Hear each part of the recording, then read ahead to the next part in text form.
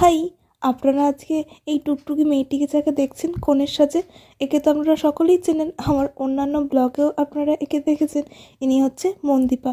আজকে উনি সেলিব্রিটি, কারণ ওনার আজকে বিয়ে। তো আমরা তাড়াতাড়ি করে একটু খেয়ে দিয়ে নিয়ে চলে গিয়েছিলাম ওদের বাড়ির পাশেই একটা মাঠে।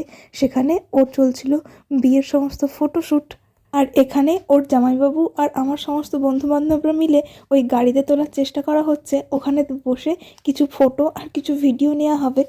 আর ফটো তোলার পর আমরা চলে যাই সোজা ওর গায়ে হলুদের জায়গায়। আর এখানে ওকে আমরা একটু রাগাচ্ছিলাম।